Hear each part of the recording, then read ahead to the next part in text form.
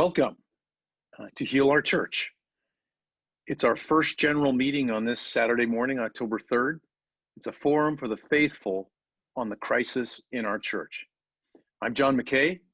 We're in Seattle, but we're joined by concerned Catholics and people of faith from around America and the world as we seek to examine the clergy abuse crisis, the evils of clericalism, and the state of our Catholic Church.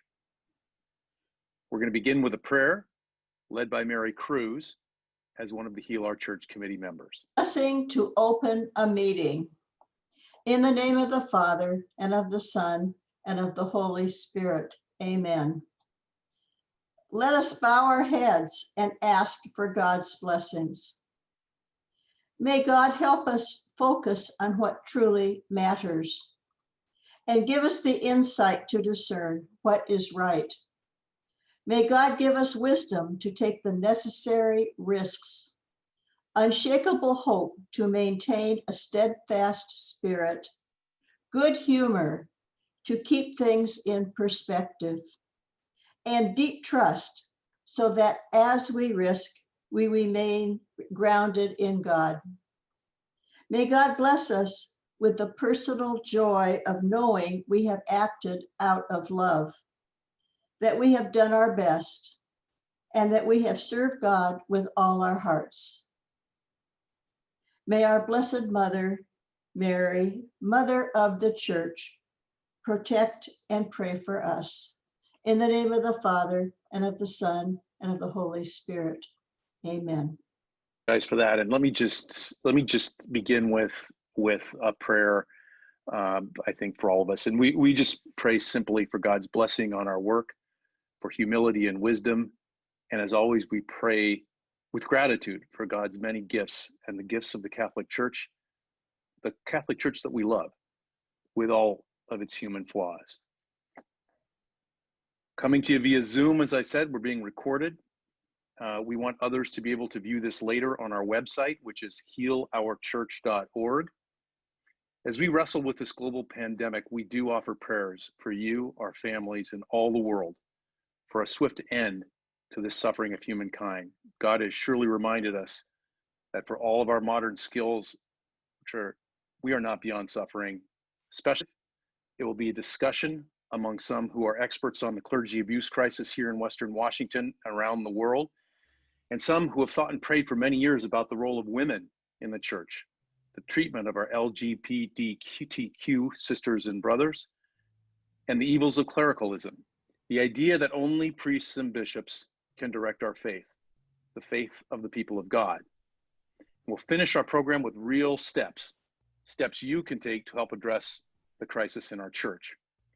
We're fortunate to have representation today from other groups across the country, in particular, the Watch Group and Kevin Bay, its director, as well as concerned Catholics who have organized in places like Boston, Pittsburgh, Cincinnati, Virginia, and around the world. Even though we're in a Zoom format, all of you are part of Heal Our Church. Get your questions ready. As you've been told, you can type them into the Q&A section. Please be sure to type your name, first and last name, in the box, then your question or comment, and that will help us quite a bit. Please get your questions ready, and then be ready with your ideas and initiatives, things you think that Heal Our Church should take on. So for 90 faith-filled minutes, we hope, 2 panels will discuss and take your questions. First, about the clergy abuse crisis here in Western Washington and around the world, and second, about the proper role of all people of the church, especially women and those marginalized by the hierarchy of the Catholic Church itself. We'll conclude with an interactive forum. And, you know, it's about what we as lay Catholics can do. We're rejected for now by our own Archbishop, but what we can do to build a lay-led truth and reconciliation on clergy abuse and make our call heard for an inclusive and just Catholic Church for all women, for all men, where God's love and mercy welcomes all and excludes none. I'd like to express my gratitude for what looks like hundreds participating in this event. You are the Catholic Church, and your concern for the safety of our children and for justice and healing in the Catholic Church is being shown by your presence today. I also want to thank our planning committee led by Clark Kimmerer, with Barbara Russo, Colleen Kenner, Tim Law, and Mike Sullivan. Our overall leader has been retired Judge Terry Carroll. You're going to hear much more from Judge Carroll and from Colleen Kenner. And we have, just sincere gratitude for all of them for their leadership. Before we begin our panel, to fully understand the clergy abuse crisis and the continuing harm it's caused to so many victims, we're going to see if we can listen. We're experiencing some difficulties, but here we go, to the video testimony of Bill Steinauer of Seattle. So let's see if we can hear Bill Steinauer's story. My name is Bill Steinauer. I'm 89 years old. I'm the father of 6 children, 4 boys and 2 girls. This is a story about our 3 sons, our foster son, and 3 priests, and the harm that they inflicted on our family. It's difficult to put into words a story that for years was kept in secrecy. I'm happy to help other families who may be holding stories like ours in shame and secrecy. Our family was a Catholic family. The church was important to us back then. We trusted in it. Then one day, our trust began to erode as we faced the sexual abuse of our sons. The grooming of our sons began in our home on Queen Anne Hill in the mid-70s. The boys attended St. Anne's grade school. It was there that the grooming began. The groomers were all Catholic priests, considered friends and family. One of them, Father John Marsh, was my brother-in-law and obviously the boys' uncle. The other 2 were Father Dennis Mewey and Father Gerald Moffat. All 3 priests were operating in the Archdiocese of Seattle. The trio, as we called them, would take our sons on camping trips, outings, vacations, and buy them gifts. Often the priest would visit us and eventually go upstairs where all the kids were, and as they all called it, either rough house or play games. And we didn't think anything of that. If anything, we were happy that the boys had the priest to be friends with and to spend time with.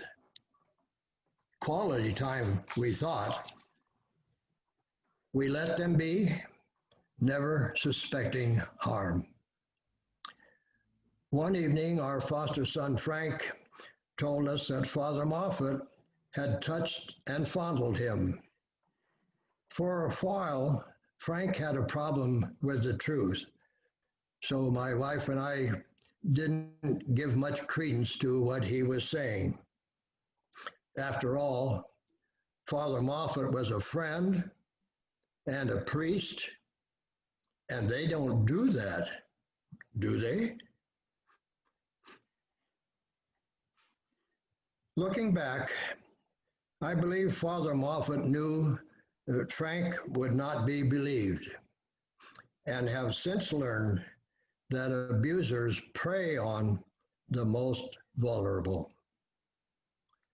Months later, our foster daughter, Debbie, told us that something not right was going on upstairs between the boys and the priests. I opened the door to upstairs. The lights were all off. I shouted for them to turn on the lights, went on upstairs, and asked the boys and the priests, is everything okay? And they said, yeah, no problem. Everything is fine. But again, something was not right with that situation, but I let it go at that. The abuse with our boys continued all through their high school years. Our neighbor boy, Kevin, was also molested by the three priests. Eventually had a nervous breakdown, and out of that, their family filed a lawsuit with the Archdiocese of Seattle. During that period of time, our sons were also questioned. And that is when my wife and I realized to what extent the destruction that the priests had inflicted on our sons. We never stopped asking ourselves what every parent of a sexually exploited child asks: why didn't we know? Why didn't they tell us? On a camping trip a few years ago with Bill, Jim, and Tom, now adults, I was told what had happened to them and how they had also been passed around to other priests. I said to my sons, "Why didn't you tell us?" "Dad," the oldest son stated, "we didn't want to harm our family's reputation and good name, and we didn't want you and Mom to ever feel blame for what had happened to us for all those years. And it was never your fault." Those were the words we needed to hear. Finally, we were able to listen and talk to each other, and our love and understanding grew. The hard talk is the one we try to avoid. Thank God we didn't. It is the one that made a difference and brought me closer to my sons than I ever thought possible. I want to thank Bill for his courageous remarks and for telling his story. And our hearts go out to all victims and their loved ones. And in many ways, this movement is about the victims. And so we thought it was important to hear from one as we began our discussion. Now I'd like to introduce our panel. First is Judge Terry Carroll. Judge Carroll, could you raise your hand and just wave to folks and let them know? So I'm glad Terry can hear us. He's a retired state court trial judge here in Seattle, King County. He's a native Seattleite, educated in Catholic schools through law school. He served as a prosecutor, as a public defender, and he was the first chair of Seattle Archdiocese Review Board that reviewed clergy abuse claims. He's co-authored a book called The Clergy Abuse Scandal, 2002 to 2012, and he's a founding member of Heal Our Church. We couldn't have a more knowledgeable person on the clergy abuse scandal in this area. Next is our own Colleen Kenner. Colleen, you can say hi, also an attorney, the second oldest of 9. Blanchette High School, Seattle University. She has lawyer siblings, a lawyer husband, and a lawyer son. She's been an inspiration for women lawyers and frankly a model for me and all lawyers as an ethical, thoughtful, and courageous advocate. Colleen is the founder of Heal Our Church and has worked tirelessly for the poor and disadvantaged while serving on the boards of Catholic schools, including Our Lady of the Lake School, Seattle Prep, and the Seattle University Board of Regents.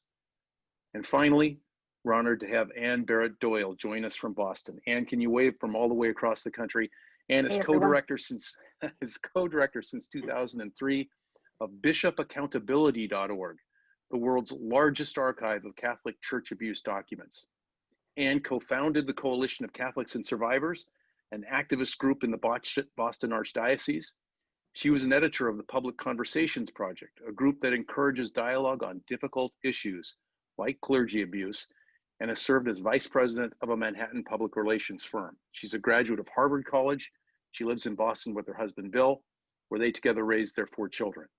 Ann is a grandmother ×2, with 2 more on the way. Welcome, Ann, and thank you for participating with us today. And let's get the conversation going. Judge Carroll, first of all, a lot of people are watching for the first time. What is Heal Our Church? Well, thank you, John, for that introduction. And also I want to thank you. thank my fellow panelists as well and join in welcoming our participants today. I think it's particularly, we are particularly grateful to them in this epic time in our country's history to take time on a Saturday morning to join us. HLC, Heal Our Church, is a lay-led volunteer nonprofit organization started about 2 years ago and supported by hundreds of Catholics throughout our community, which is demanding an independent lay-led voice in our archdiocese. We first seek transparency for those secret chancery files relating to clergy abuse. And second, a process for open and respectful dialogue among Catholics on those issues that trouble so many of the faithful, including the how and the why this scandal has happened. The process that we've selected is Truth and Reconciliation. Many are familiar with it. We know that Bishop Desmond Tutu is thought to be the father of this process in his many years of efforts in South Africa. There have been many models of Truth and Reconciliation since Desmond Tutu's efforts. Why are we doing this? John, by any standard, our church is in crisis and has been for some time. Some believe that the number of lapsed Catholics actually exceeds those who attend our churches. We read of school and church closures, the obvious lack of clergy and religious. Interestingly, this one statistic is very revealing. In the 1960s, it is estimated there were as many as 5.2 million students in our schools. Now it's 1.7 million on the latest count, where our population in the United States has grown by at least a third. We know the financial problems. We hear about them in our own archdiocese, our Legion. Even in light of the recent and unprecedented $3.5 billion in COVID money that has been submitted to the Catholic churches in our country. The clergy abuse scandal continues, and yet there was yet the other day another bankruptcy by what is the largest diocese so far on Long Island. In our own archdiocese, we know there are more than a dozen active cases, several in litigation. And here we are in Heal Our Church, wanting to do what we can to preserve, on the other hand, the wonderful traditions of our church, the schools, the hospitals, the community services. But this crisis is rapidly reaching a defining moment where we strongly believe a new paradigm is needed in the relationship between the church and the laity. The new paradigm is one that would place truth with all its unvarnished reality and blemishes above this culture of concealment and point to healing through reconciliation. A paradigm that empowers the laity to have an active and meaningful role in the church. We know the hierarchy in many ways wants this to go away, but there are many faithful who continue to struggle.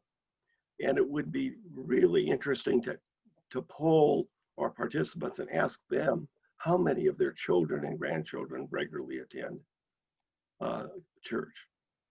And I think the answer would be very few could say that. We have lost a generation or two of not only students, but of family members.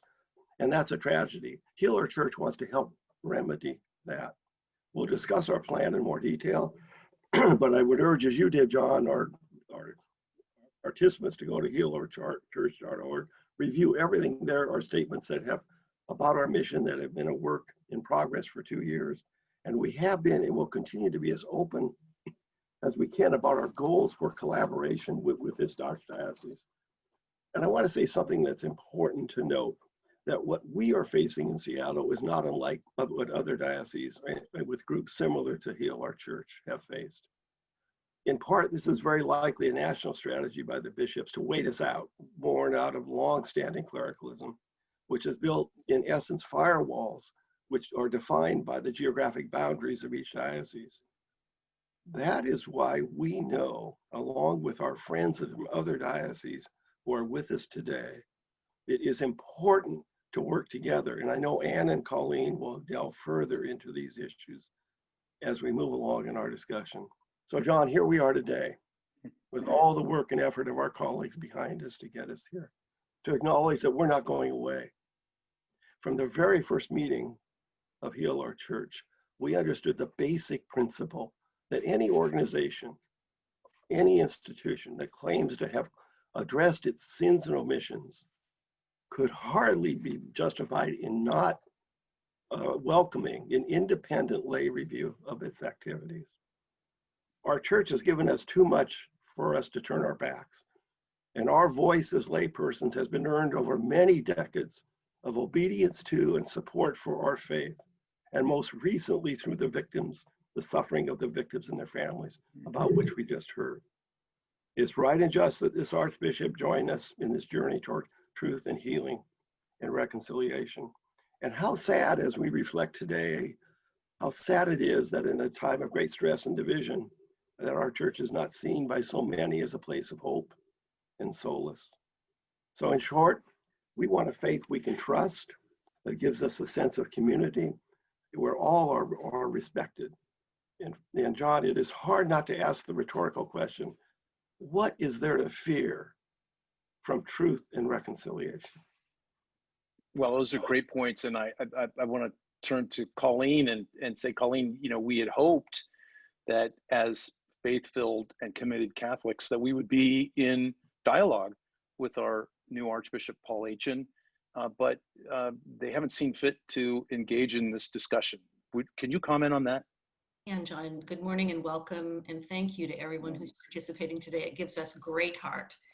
And as John said, we had hoped, and as Terry had referenced, that this new Archbishop would join us on this journey.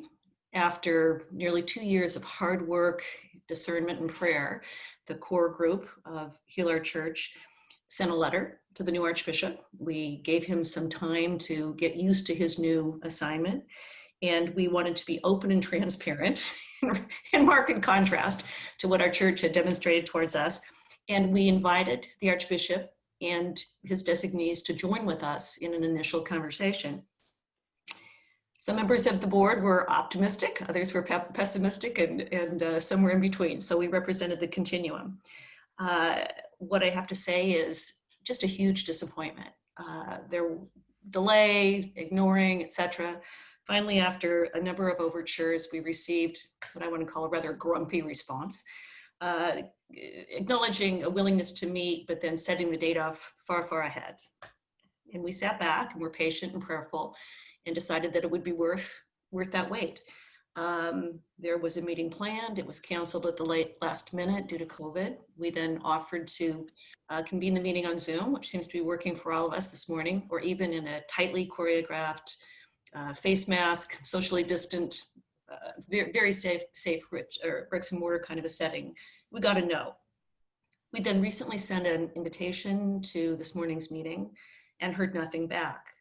So that pattern. Are you, Colleen, are you a little bit shocked? I mean, just shocked that literally hundreds of Catholics are convening to discuss the state of the church in Western Washington, and the Archbishop has declined to participate in that discussion. It's not as if Colleen Kenner is an unknown Catholic in this area, and you're one of many. I know we're joined by hundreds of people who are faith-filled Catholics here in the Seattle Archdiocese, and the Archbishop doesn't want to participate with us. A quick comment on that, John.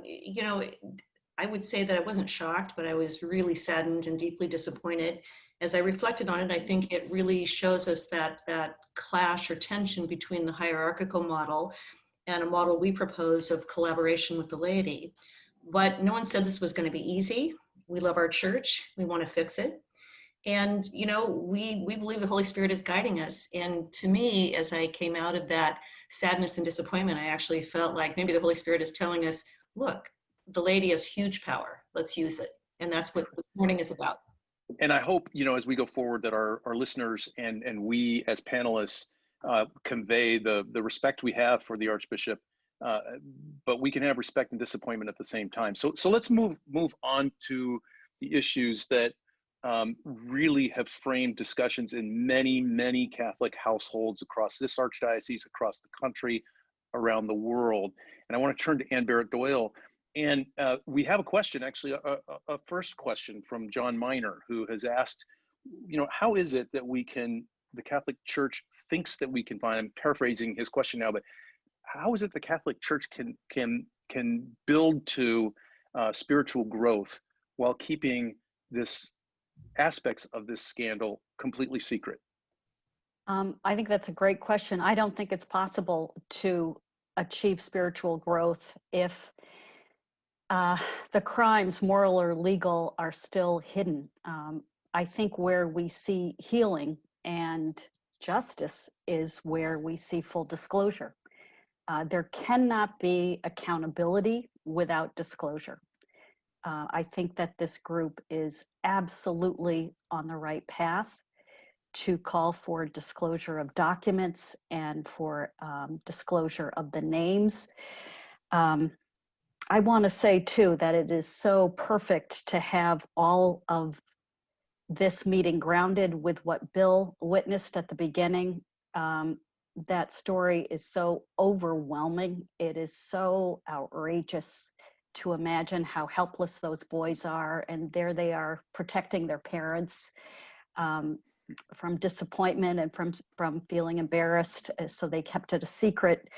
And I want to say too that I think Bill came forward through the local SNAP group, which is headed by Mary Dispenza, if I'm not mistaken, and that is where so many survivors feel safer, is going to disclosing to someone outside the church. So to get the full picture, yes, let's work with the Archbishop, but inevitably, I'm sure you'll want to expand your universe to work with those outside the church as well, because that's where the real transparency is going to happen. Well, and James Stark, one of our participants today, asked why it is that our Archbishop is against Heal Our Church, while he's at the same time talking about transparency. Is this a common problem in other archdioceses? In other words, we want to be transparent, but no, you can't understand the how and the why this abuse happened? Yeah, the word transparent is used very differently by the Catholic hierarchy than it is by the rest of us. Transparency to me means let's see the whole universe of all the accused clergy. Now, just to give you a sense of the Archdiocese of Seattle, Archbishop Sarton, to his credit, was on the early side of releasing a list of accused clergy. Today, 4/5 of the U.S. dioceses release such list, and that mostly happened after 2018, after the Philly grand jury, the Pennsylvania grand jury report. Archbishop Sarton released his in January of 2016, and it's not a bad list as far as the bishops' lists go. It does include deceased priests, it does include religious order priests, even a nun or two, and it includes extern priests, but it could be a lot more informative. It should include photographs of the accused priests. It should include details of the allegations, as you all have called for, and has other diocesan lists include. Most important, it is not the whole picture, not by any means. How do we know this? Because it's 80 clergy and nuns, and that accounts for only about 6% of the priests who've served here in Seattle since 1950. I can tell you in a fact sheet that I'll send how I get at that number, but the point is, we believe, based upon dioceses where there's been full disclosure, that the true percentage is 9 to 10%. That has been documented over and over again. And I want to ask Colleen a question in just please. a moment about the review process that is currently in the Archdiocese. But Tim Hodges asks a very good question. He says, can you tell us if there are any American dioceses where they're doing it right, where after the crisis became known, they took on the mantle of transparency? And of course, our view is transparency and understanding the how and the why is the only path to healing. So are you seeing this being done well someplace that we can look to? I don't know of any diocese, not only here in the US or worldwide, where there has been voluntary disclosure of documents in any meaningful way. I'm sorry to say that, but wow. I do. That's disappointing. That's very disappointing. Yeah. So no, I would say that there's nobody who's a perfect example of transparency. definitely we could rank for you. The list that bishops have put out, some are more transparent than others, but nowhere have files been furnished willingly. And when they are furnished, usually many things are withheld. Well, John, Fred Hamill has Dr. just commented to us that maybe one of the problems is that the church is trying to protect the faithful from the details of these scandals. You don't need to comment on that, but I think it's an interesting point. Terry, did you want to say something? Yeah, I wanted to say that also there sometimes is a fear, I think Ann would see this too, that in having been around this for a long time, and I appreciate your comments about Sarton, but it's also important to remember that the Dallas Charter was 2002. And when we started, we were told maybe there was 30 cases, and that then in 2016 evolved to 77, and the next year it was up to 202, adding various components. So it is a little bit of an ever-changing, because it's not the type of investigation and effort that tells the whole story. And part of it is founded in, and I know that this is a little bit something that's been talked about lately. The church, up until recently, really felt in its recent history, these were secrets that we weren't supposed to talk about. And I think that permeated the approach. And then the fear struck in the Dallas Charter, and they tried to be a little bit open, and it's turned out it's not been enough. And now we're looking at the bishops with your help, and as acknowledging that bishops are critical. They were critical during the cover-up period, and they're critical now in saying we're past that. We're no longer this secret organization that under canon law tries to actually prevent these things from becoming public, which was, believe it or not, up through 2002 was part of Catholic Church doctrine. So that's part of what we're dealing with here, the remnants of that as well. Let me turn to Colleen, because it's not as if the Archdiocese of Seattle, under previous archbishops and including our new Archbishop, Archbishop Achin, have done nothing. In fact, there is a review board. Colleen, can you explain what is occurring in our Archdiocese now? Certainly. You know, in the wake of the convening of the convention in Dallas in 2002 that followed on the explosion in the news media of the Boston crisis, you know, Archdiocese adopted a review board, and we have mandatory training, sexual abuse prevention. Those are really important safeguards. I mean, they're far better than nothing. But the problem is they're not nearly enough. You know, as a church that's been plagued by just the horror of this abuse, coupled with the horror of a cover-up, I think we need and deserve a gold standard. And I come to this as a mother, a grandma, an aunt, a sister. I could hardly bear to hear the witness at the very beginning of this program. It was nothing short of totally heartbreaking.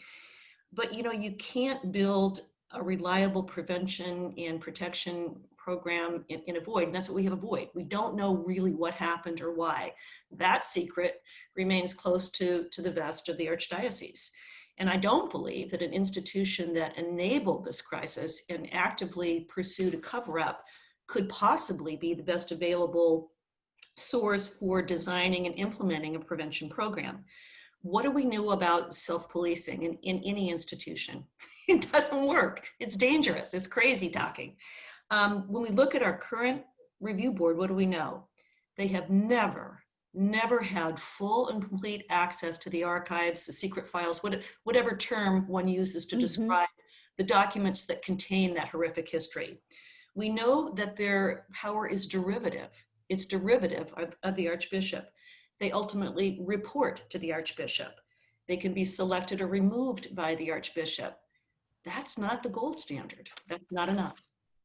Yeah. Colleen, let me ask you this, and I'm going to turn to you in just a moment. But let me ask you this: if this panel had access to everything, is it possible that they could then issue a report? We've had heartfelt apologies. We've had prayerful apologies. We've seen great acts of private reconciliation related to us between bishops and victims, but we've never seen a report done by non-clerics, not by the bishop, but by experts and by lay people, frankly, at all of these files to draw conclusions as to, as Judge Carroll has said over and over again, the how and the why of what happened. How can we have healing without that? Is it possible that the current structure in the Archdiocese of Seattle could result in that kind of a how and why report? I think it has to be done in an independent fashion, and that's what we've talked about when you look at our website and look at the basic tenets of Heal Our Church, that we're calling for a lay-led TRC and a lay-led effort to examine forensically that history. What I think would be a best practices approach would be to have a group of people chosen by the laity who would come at this from a vantage point of different areas of expertise, right? Because it really requires that. One of the pushbacks we've received repeatedly as well, you're going to invade the privacy of victims. You're going to have their names out there. Yeah, is that true? I mean, can you please just quickly comment on that as a lawyer? Is it possible to provide protection? Absolutely. Why is it false? Why is it false? What you do is redact names and you redact identifying information, because what we're after is who were the perpetrators and who enabled the perpetrators and who committed the cover-up. We don't need to know the name of a victim in order to get there, right? Right. But that's the excuse that's put forward, is that we're being insensitive. And it could be that there are more excuses than that. And I know you've been wanting to say something. Please, we're so grateful for your national perspective on this. Would you like to comment? Well, the bottom line is that the Archdiocesan list has 80 names, and I believe if you had full knowledge that we would see at least 117 names, 130 names.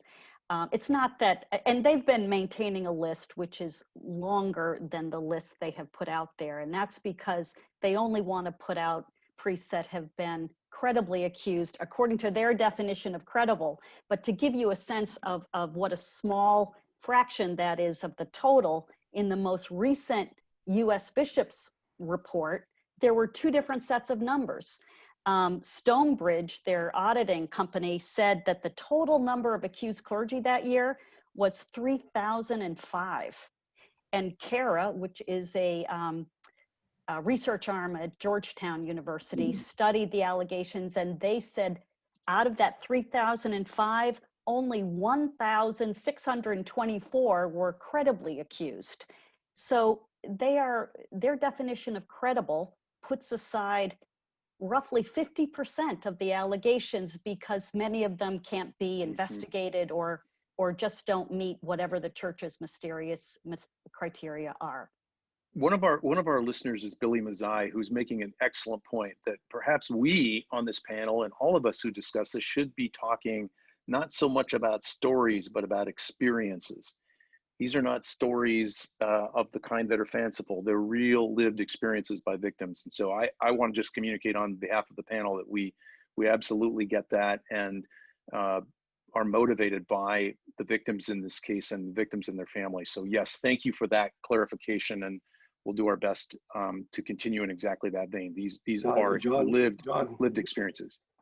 John, can I comment on that? Because I think it's important. Yeah, please, sir. And preliminarily, and I know of no situation in America where there's been an unwilling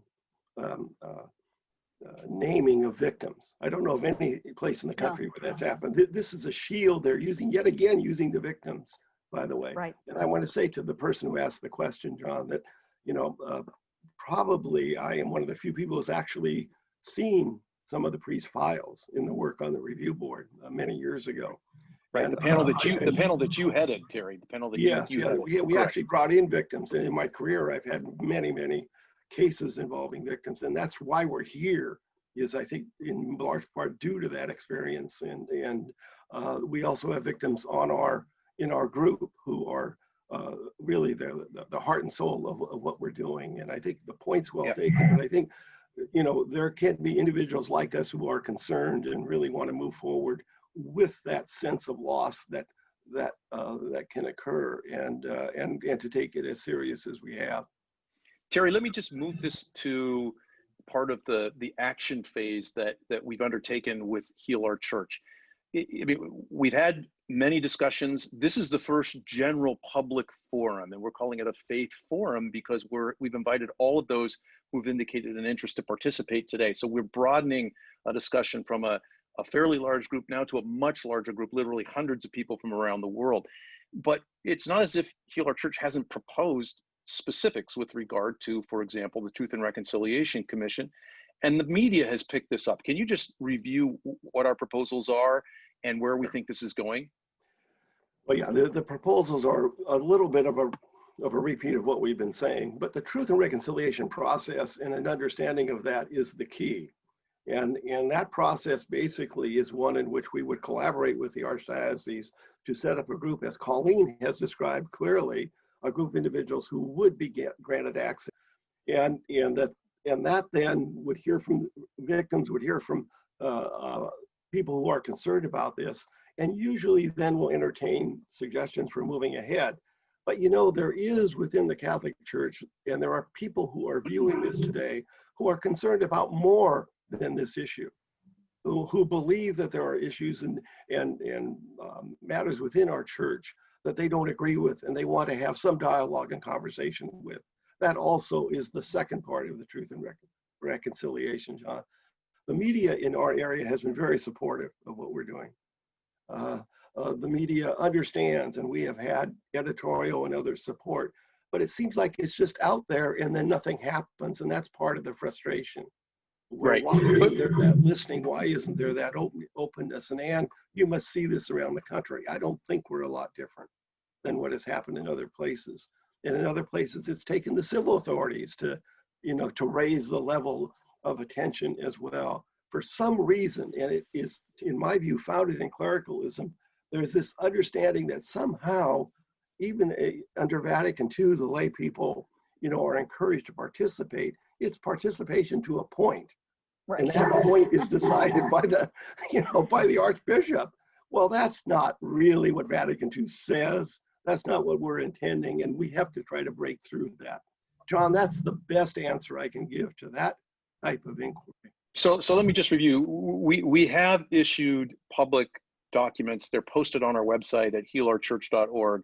You can also find at healourchurch.org the original Seattle Times article, and including the Seattle Times, there are two. One was an op-ed written by Terry, Colleen, and myself, and the second is an editorial from the Seattle Times endorsing the truth and reconciliation approach. So this isn't some crackpot suggestion by a group of disgruntled Catholics. This is real discussion about the healing that's necessary in our community. Let me pose a quick question before we move on to our second topic today. And that is, Mary Dispenza has asked a very important question. She says, does Heal Our Church see justice for survivors as integral to healing and reconciliation?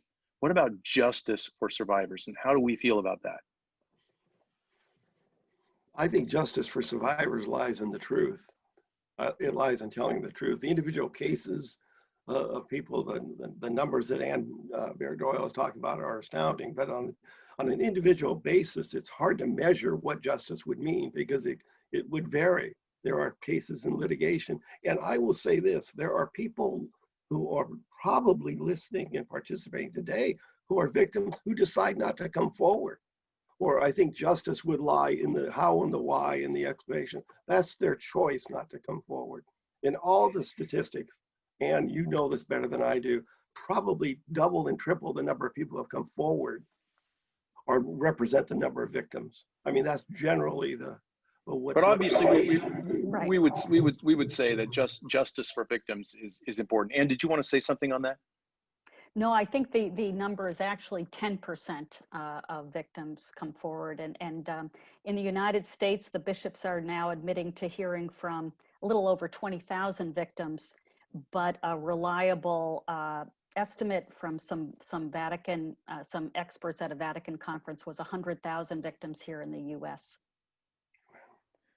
Yeah, I look, I think it's when we consider what justice is, some think it's a court case with dollars attached. Some think it's an apology that comes from the church. Some thinks it's disclosure. We've tried to cast it in terms of reconciliation, and reconciliation is not necessarily the same as justice. It's meant to be a form of community healing. And none of us have the exact answer to that.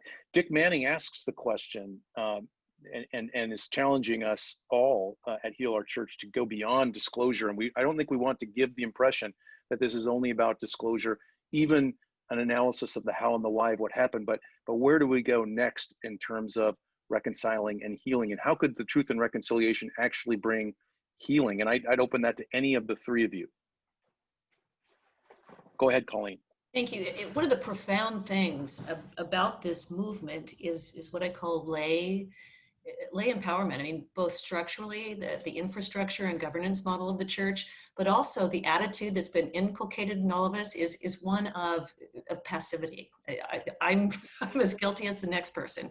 So what we're looking at is really a radical rethink of what is it that Jesus gave us to do as lay people? We're equals.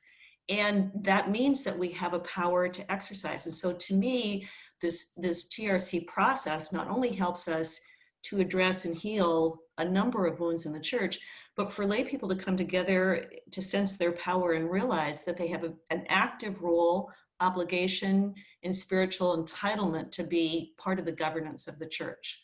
I think that's consistent with the New Testament. And I think because of human interpretation, human creation of an infrastructure, we've varied a long distance from what Jesus, I think, envisioned this church to be and look like and act like. Mhm. And John, on supplementing what and answering Dick Manning, in saying that, and that is our perspective, there are barriers to that within the church, Dick Manning, that need to be really looked at carefully. For example, we talk about clericalism, and in church history, we understand, and I mentioned earlier the pontifical secret and all of that, but even the issue relates to this of clericalism is the issue of celibacy. We know that celibacy started in the 12th century, let's say. It was confirmed by the Council of Trent during the Protestant Reformation, and this has really been I think a problem the churches in the modern age struggle to overcome. In the Council of Trent recognized that the celibacy of the priesthood was above the married state, and just that thought says, well, that's an obstacle. That's not going to help. We need to get past that thinking and get to the idea that lay people are part and parcel of this church and have a legitimate role in its governance. And none of us are above the other. And that, I think a lot of the church's declining numbers isn't only a result of this scandal. It's a result of people failing to identify with what some of the teachings are saying that go back centuries that have continued to influence this church. And there are barriers that need to be broken down. Well, I'm gonna ask Colleen Kenner that very question in particular about the role of women in the church, because yes, we're talking about the clergy abuse scandal, but Terry's right, Dick Manning's right. What is the future of our church, and how can we have spiritual healing and growth? Well, let me just read a couple of the comments from some of our participants. Jerry Michael says, is it possible that fear on the part of the Archbishop is the fear that he has is the fear of financial loss, which might result from ongoing lawsuits? And we're being challenged by some of our participants to talk about how we move beyond talk and proposals to real action. And that's how we want to end our discussion, which is to have a forum for these ideas on actual steps that we can take. But fear of financial loss is one. And this is a question I think that we've all touched on a little bit from Maria Silvers, and she says, it seems most bishops want to believe that this is a problem of the past, the clergy abuse scandal. If we just look to creating structures that will discourage this type of conduct in the future, we can forget about the terrible stories from the past. And so I think that's a particularly difficult issue, and I want to leave that open for discussion for a moment, and then we want to talk about how the church can become more open and how we actually can move to a place of spiritual healing. Well, I think go ahead, Colleen. Excuse me. I think our history haunts us. Our history haunts us in that we have uncounted number of victims and families who've been traumatized by this. We have children and grandchildren who no longer want to be active in this church. It's not a problem of the past. It's a problem that continues. And that's why this call for accountability and truth and justice is imperative. You can't grow a broken church. You have to heal a body. And that's what we're about. And I think we can, in that process, become who we are meant to be as church. The question about the fear, yes, of course. I think that this is pervasive across this country and probably the world, a fear that there'll be a very expensive price tag attached to this transparency. But I would suggest that the price tag that we're paying now, not just in dollars, but in loss of vibrancy in the body of Christ, is far too expensive, far too expensive. That's what needs to be fixed. That's the heavy, heavy, heavy cost. I agree with Colleen, and I just want to say too that I think abuse allegations in the U.S. diocese have slowed down for a bunch of reasons, including better policies put in place thanks to victims and all the pressure that their efforts have succeeded in doing.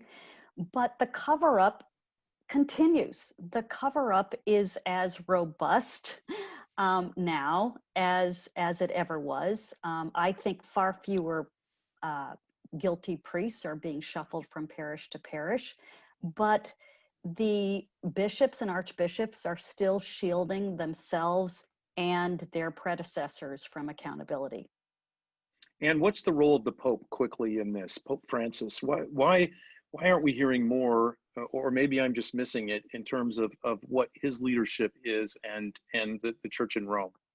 The Pope has said wonderful things. He was the first Pope to say that bishops should be held accountable. He has done exactly what you all are doing. He would endorse today's effort theoretically because he says all of the faithful have to be part of the solution. And he decries clericalism. He says it is the scourge, the fertile ground from which all these evils spring.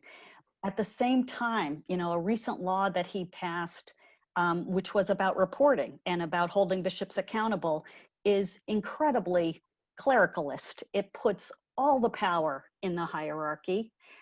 It is a complete self-policing, as Colleen said. It is a total self-policing model. Bishops investigate bishops. Not only that, it actually prohibits a review board as you would have in the archdiocese. There is no allowance for a lay review board overseeing accused bishops who are accused of either cover-up or of committing abuse. And this is because, as one of the leading canonists in the US, Kurt Martins, says, that the papal legislation is correct because it reminds us of what it means to be truly Catholic, to respect the hierarchical structure of the church. If there were an independent review board for bishops, it would go against this fundamental principle of Catholic ecclesiology, this is a direct quote, and would set our Catholic Church on a slow but sure course toward fragmentation and ultimately Protestantism. So this Pope, on one hand, verbally decries clericalism, but then he continues to embed it in the structure of his so-called remedies. I can see Terry Carroll wants to say something, so go ahead. Yeah, because I think that's exactly what has happened, and it's one of the, again, another barrier. It's rooted in history, and it's frequently posed that people that talk as we're talking, we only want to pick and choose. No, we don't want to pick and choose. We want to be a part of our church, and this is frequently used to exclude. So people who say, well, this is a matter of the past, remember that hierarchical structure is a huge barrier. And when they talk about lay, it's only lip service to lay involvement. There's nothing. But what they're talking about, Colleen Kenner, is hierarchy of men. And, I sat in church, St. Joseph's Church in Seattle one day and realized I was sitting with two of my 6 sisters. And it occurred to me that most of what I was hearing was coming from men, and that it meant to be exclusive. It meant to be exclusive of women, literally exclusive of women in terms of the priesthood. What is happening, and why do women go to church anymore? No, I think women are holders of great hope. But I will say, and I love the question, it is one of the reasons that my adult sons challenge me. They say, Mom, you've been a professional and you consider yourself to be a liberated woman, but you're in this church that's so sexist and homophobic and et cetera, et cetera. Again, I try to go to the positive in the sense of the spirit and what I think should be a lay revolution. The New Testament teaches us that Jesus was not a chauvinist. Jesus was not a chauvinist. He was radical for his time. And he had relationships with women who are mentioned in the New Testament, where those women were on a par with the male members of the entourage. But 2,000 years later, the official church still all male, I think clings to what I call a caste system. Others in the panel have referred to this as sort of talking down, or, you're lower in the food chain. There are many who say that the clergy sex abuse crisis either would not have happened or would not have been so pervasive had there been women priests and bishops. 100%, I believe that to be true. We can't be the church that we're meant to be, the church that's really called out in the New Testament, without being inclusive and equal. And whether we're talking about women, whether we're talking about divorced Catholics or members of the LGBTQ community, those are just some examples of really a second-class citizenship structure in this hierarchy that is nowhere called out or justified in the New Testament. So again, I think that as lay people, when we begin to understand and to exercise our power, that is the means of changing this institution. So I remain maybe perversely optimistic. I see the TRCs being in this particular archdiocese a model that could get us there. And John, I can't remember if it was you or Terry or others who mentioned, I would fully anticipate in a vibrant lay-led TRC that yes, there would be a huge and necessary focal point on the and why and how this horrendous abuse and cover-up occurred. But I also think it would be a forum that we don't currently have in our own parishes, to speak up and say, hey, as people of faith, for example, why not women priests? Why not married priests? Why not make celibacy a choice? Those are just some examples. And how are we speaking to gay Catholics? I mean, the church condemns who they are at the same time that Pope Francis is saying, who am I to judge? What do we say to them? What do you say to parents who have children who are gay?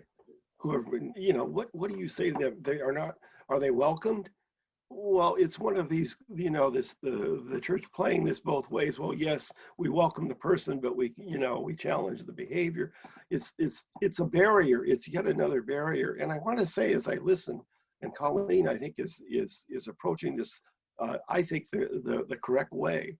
We need that discussion. But the issue that I also see is, okay, we have the discussion, then what? And I think, and what we see throughout the church is that people will say, well, you're disrespecting the magisterium, or we need to have this top down in order to stay together. It reminds me of this balkanization that is going on in our country as well, where people simply do not talk to one another. And reconciliation requires conversation and discussion. And through that, there can be change. There can be change in attitudes and change. I don't think in our lifetimes the hierarchy is necessarily going to go away and all of a sudden we'll become a church led by lay people. That's naive. But nonetheless, they have to recognize, given the decline, that this church desperately needs lay involvement at all levels in order to be a credible church for us and for our children and grandchildren. And in these times of Black Lives Matter, I think that many Catholics look to the church and say, this is a white male organization. We don't see enough leadership of color. If you look out into the pews, in many, many places, it does not seem that we have a diverse church. This seems to be contrary to the teachings of Jesus Christ and worthy of discussion, which does not seem to be coming from the church hierarchy, and maybe underscoring, Terry, your exact point, which is that we, the lay people, need to be involved. And Colleen made the point very powerfully as well, that lay people need to be involved in this. I want to move now, if I could, because we have a testimonial from Esther Lucero that I think our viewers will want to hear. So I'm hoping that we have that queued up and we can go to this. And then we're going to conclude with a discussion about what are possible next steps. Many of our participants are asking that question, and we're grateful for it.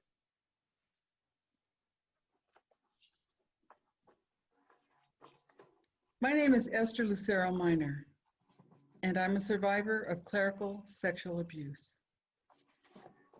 I was born and raised in Albuquerque, New Mexico. I am a Latina. The gift of my faith is an inheritance from the generations of my elders who believed in God.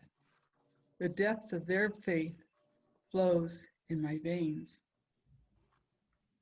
Like countless women, men, and children, I endured sexual abuse at the hands of a cleric. I went to him for pastoral counseling and came out a rape victim. As a result of the abuse, I endured guilt, shame, and humiliation. My spirit was wounded, and my faith was sent into a tailspin. I felt estranged from my God. At the time, I questioned, where was God when a person who I should have been able to trust treated me in a sinful, hurtful way? How could I follow a God who allowed such an unspeakable thing to happen? I struggled with fear, confusion, and heartache in silence. In the era that I experienced this abuse, silence felt like the only option. In cases of clerical sexual abuse, the church depends on silence and fear. It is important for you to know that I am not by nature given to silence. In my professional life, I worked as a civil rights investigator for the City of Seattle and the U.S. Department of Housing and Urban Development. I left government work to become the Archdiocesan Director of the Office of Multicultural Ministry, which I led for 8 years. I was then a pastoral minister for over 30 years. But for much of that time, I felt unclean, ugly, rejected, and in many ways dead. For countless victims, meetings with their abusers are held in secret. Too often, it is the Archdiocese who organizes such meetings. I too was encouraged to meet with my abuser in a secret meeting. At the time, I felt I had no choice but to accept a quote-unquote settlement. It is worth noting that I was reorganized out of my position at the Archdiocese 2 months after my meeting with my abuser. It is standard practice that clerical sexual abuse settlements include a clause that forbids the victim to talk publicly about their abuser. These agreements perpetuate abuse and impede healing. Prior to the settlement, I felt like a caged bird. As a result of the terms of the settlement, I still feel like a caged bird, only the cage is just a little larger. It is my lived reality that women of color do not expect to have our abuse experiences believed by those in authority, be it the judicial system or the church hierarchy. For me, and for too many other survivors of clerical sexual abuse, this abuse, kept secret, engulfed my life. So how or why do I stay confirmed to God and to my church? I believe that what is most important to me is my relationship with God. I have experienced the miracle of the grace of good people who have listened to me and who have helped me. For that, I am exceedingly humbled, grateful, and blessed. Seeking healing meant trusting that I would be heard. Escúchame is the Spanish word for hear me. For me, the most important aspect of my healing began when I was able to speak while someone thoughtfully, caringly, lovingly, and without judgment listened. What is needed is transparency, lay inspection of locked up records, and willingness to meet face to face with survivors. Most especially, what is needed is the establishment of a lay-led Truth and Reconciliation Commission as an official body of the Church to discover and reveal the how and why behind clerical sexual abuse. in the hopes of bringing true healing for survivors and establishing a no-tolerance strategy for the future. I believe that one must experience personal empowerment to transform from being a victim to being a survivor. I believe that a victim remains a victim whenever resistance, resentment, or revenge is present. Wholeness and healing can be experienced not only when there is true forgiveness, but also when the victim's voice can be heard. Escúchame.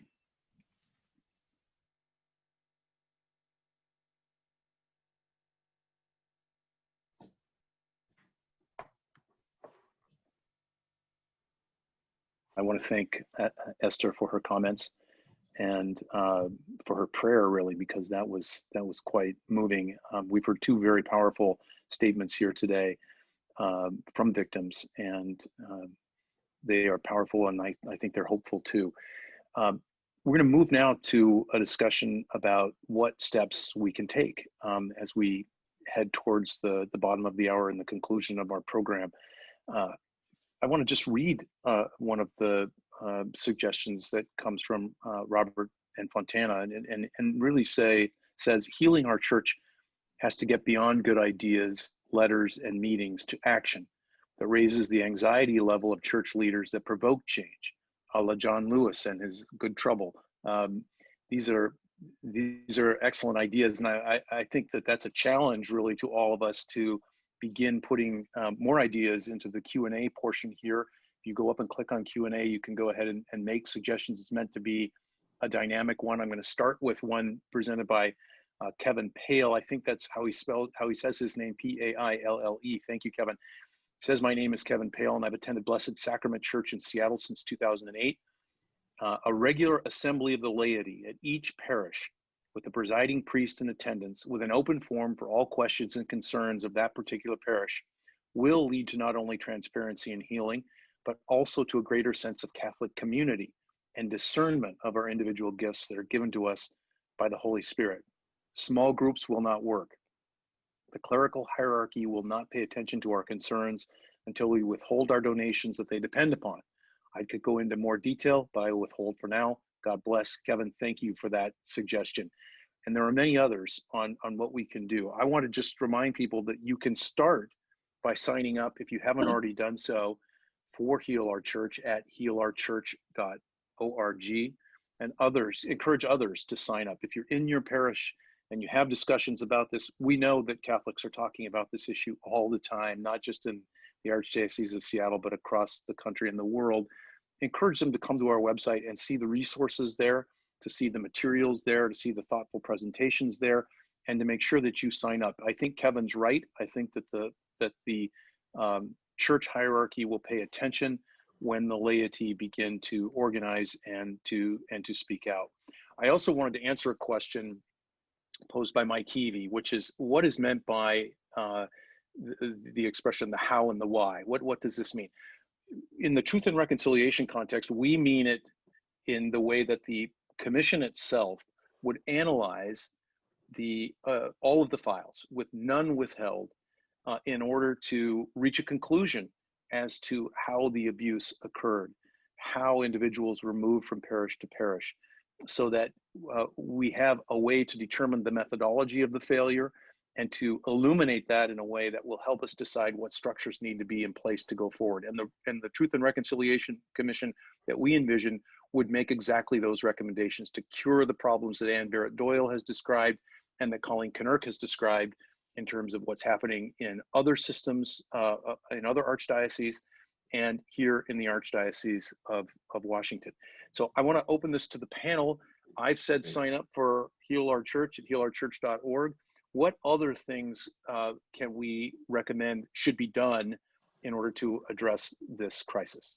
John, is there any chance to also acknowledge what Mike Heavey said, that we're looking at more than simply the priest files, that there obviously would be memos and writings between the hierarchy within the diocese and between the lawyers and the diocese about what to do. And that's important. It is, it may very well be that the the priests, maybe not all, we're pretty clear about that, but you know, that we pretty much know what happened in terms of the names of the priests. And in response to what Mike Heavey says, I think we want to go way beyond that. That's the key.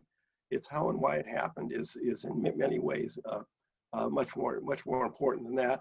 And to phrase your question, I think we have, in a question which is a legitimate one and that has burdened all of us, part of Heal Our Church, when we've had priests attend our meetings. I mean, we have been open with this, is we need to put it in front of Catholics as, instead of put up with it or leave, which is really what we hear frequently, we have to create a different dialogue for that in order for there to be some sustenance. Yeah. And we know there are some priests participating today and listening in this program. One of our questions earlier said, why aren't we seeing more priests active here? I think all of us can contemplate on the reasons for that, but there certainly is interest, and you're right about that, Terry. I think that those are things that are required. What other steps could we take? Well, I just want to, yeah, John, Thank you, Ann. I would be incredibly impressed, but I'm not hopeful that the Archbishop will supply you with documents or anything resembling full disclosure. But you could ask him, for instance, the Archdiocese surely gave a list to prosecutors in 2002, 2003. Most archdioceses did. Who was on that list? And Brunette in 2004 came out with a report saying that 34 archdiocesan priests have been accused. And yet on the list today, there are 33 archdiocesan priests. Really? So not one, we're not only missing a name, but that list has not expanded in almost 20 years. But moving aside from the Archbishop, they will not give you these files, I don't believe, but I think I fully endorse your effort to ask. That's where we have to begin. But I think, you know, we see disclosure when litigation happens and when prosecutors investigate. Those are the two main avenues of disclosure. To make litigation happen, you have to have a window. Massachusetts had for a long time a similar statute of limitations to Washington's as far as civil claims go, a 3-year discovery rule. And we know a lot about Boston, but we don't know about, that wasn't sufficient. We don't know really anything about the other 3 dioceses in our state. They have managed to suppress cases because they've never been investigated by the Attorney General, and they have never been forced to reveal names through a look-back window. Look-back windows where you retroactively revive civil claims are absolutely transformative. What we're seeing in New York and New Jersey and California right now is mind-blowing. Our list of accused clergy has doubled, and hundreds, if not thousands, of church victims have come forward as a result. We're learning about bishops who've been accused, and we had no idea. The church could have given us this information a long time ago. They didn't. Bishop Hubbard, Bishop Emeritus of Albany, he hired his own internal investigator, a credible former US attorney back in 2002. When he was accused of child sexual abuse, she cleared him. She probably didn't have access to information. Under the new Child Victims Act, 5 additional victims have come forward against Bishop Hubbard. So until you have external avenues of disclosure, well, when you have that, and I hope the group moves on to work for those outcomes, you will have a really good picture of what went on in Seattle. Mary Dispenza recommends a hotline that would be set up by Heal Our Church. I'm not sure if we can do that, but that's something for us to consider, and that we should consider the possibility of going to civil authorities such as the Attorney General and ask for an investigation if the church is not willing to come forward with full disclosure. So those are 2 real suggestions that follow on the one that you made. And before I turn again to the panel, James Stark has pointed out that the Archdiocese and the Archbishop himself has made a call for $100 million as part of an Archdiocesan campaign. And we get an annual appeal every year from the Archdiocese. I know this is controversial, but let's be controversial. should we be saying that perhaps Catholics should withhold supporting financially the Archdiocese as long as the Archdiocese does not engage in full and transparent disclosure and dialogue with us about how we can achieve healing? Any comment from our panel? John, and if you want to make another suggestion, please go ahead. Yeah, John, my worry about that is that there are many people in parishes who really love their parish and their parish priest. And I think we have to separate that from these other appeals. Secondly, this archdiocese, and it must be true throughout the country, the pension issues surrounding priests, it's awful. It's awful. The neglect of their, as these priests age and their needs it's awful. So we have to be careful, John, I think, when we decide on withholding what it is we're withholding. And you know, and I tend to think the financial pressure, mainly coming from settlements and other things, is real. But we don't want to also affect the integrity of the parishes and the things that we value, that many Catholics value. So it's a tough one. It has its role. It's already happening, by the way. Independent of what we say, there are Catholics who are holding back on contributions because they do not like what's going on. And that's enough. It's another matter whether it should be an official policy. On the issue that Barry Dispenza talks about of a hotline, whatever, I think this also, you know, we have our friends from Call to Action who are listening or part of this, John. We have Tim Law with his ECA, Ending Clergy Abuse Group. We have SNAP. Maybe it's more time for there to be unity among us as we move ahead, even in this region. And for those who really want to find out about this, Tim Law pointed out to me, there is a group called Child USA that just recently, within the last couple of days, they're a nonprofit think tank, not associated with any religious group that are involved with issues of child abuse and neglect. They issued a report, and I don't know if you've seen it. It is very detailed. It goes into 30 archdioceses, including Seattle, that looks at detection, investigation, protection, and is as detailed as I have seen. Seattle, coincidentally, is not in the top 10. So there's obvious room for improvement, but there are still huge barriers in the hierarchical structure that for some reason are impediments, you know, to really moving ahead with what we want to do. We realize that, and it's been profoundly disappointing to see that lack of cooperation. Colleen, go ahead. I think there's a huge temptation, maybe temptation isn't the best choice of word, to resort to financial pressure. Why? Because it works really well. My concern that I've voiced among my colleagues in HOC about a financial boycott is that I believe that those who would be harmed are those who are utterly innocent. So, you know, our parochial schools, those who receive support through Catholic Community Services, our effort, you know, in the wider community to feed people who are hungry, to clothe people who need it, et cetera, et cetera.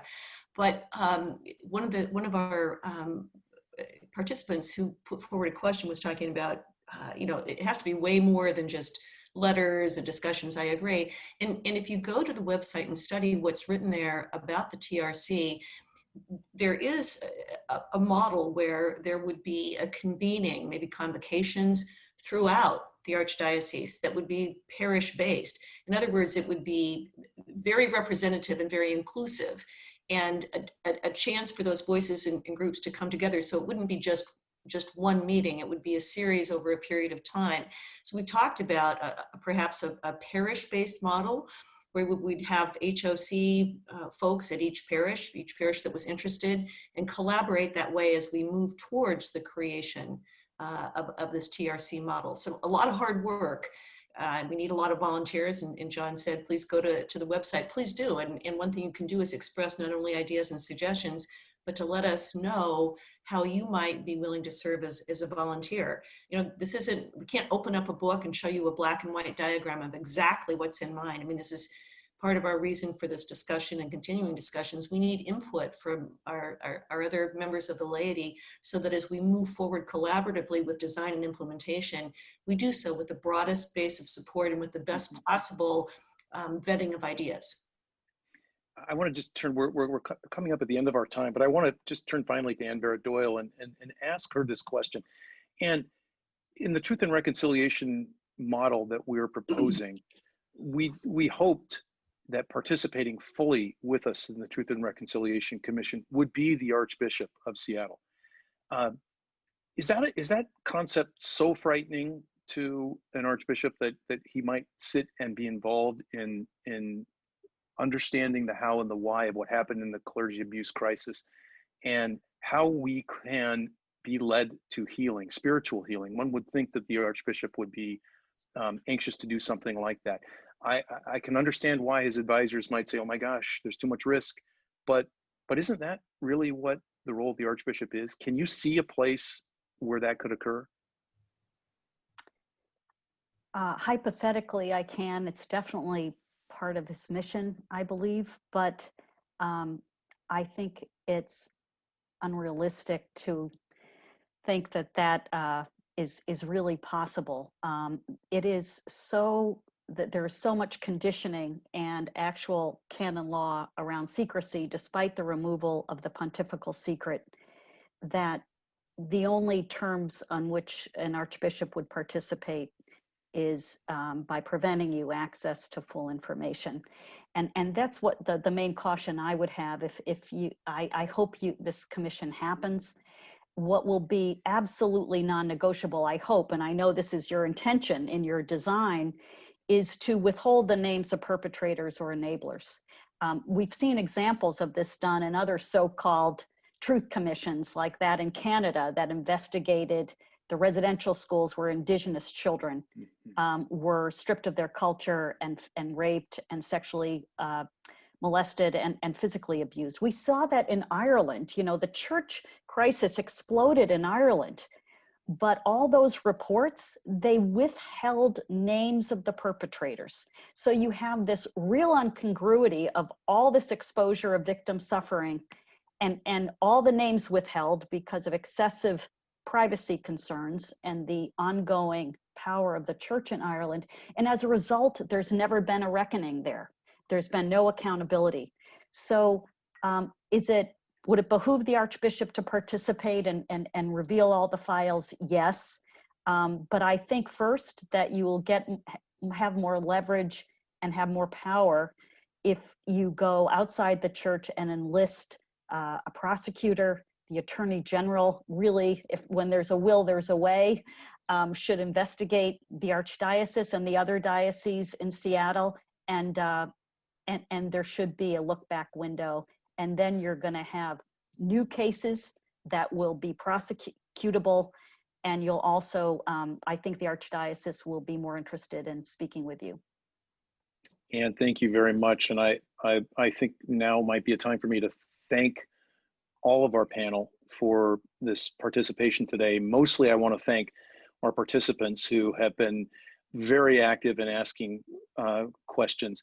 I want to summarize quickly what we're talking about here in terms of Heal Our Church, which is to promote this kind of dialogue, to bring attention to an area that the church is trying to hide, and to propose real steps forward, beginning with the TRC. And just to remind people, we got this question several times. We say TRC, we're talking about the Truth and Reconciliation Commission. The commission's first job would be to analyze all of the files, all of the material, while protecting the privacy of victims. The second step would be to conclude as to the how and the why. What happened in the Western District of Washington? How did this crisis come about? How was it continued? And why are we still living with it? And in the last part, it is to propose solutions, not from us, but from all of the lay people in Western Washington. And that means the kind of dialogue, open meetings in which victims, in which people who feel the pain of the Catholic Church, and frankly, that's most Catholics, could come together and express their views. And that the final process then is one of healing. This is our proposal. This is what we hope for the Catholic Church in Western Washington.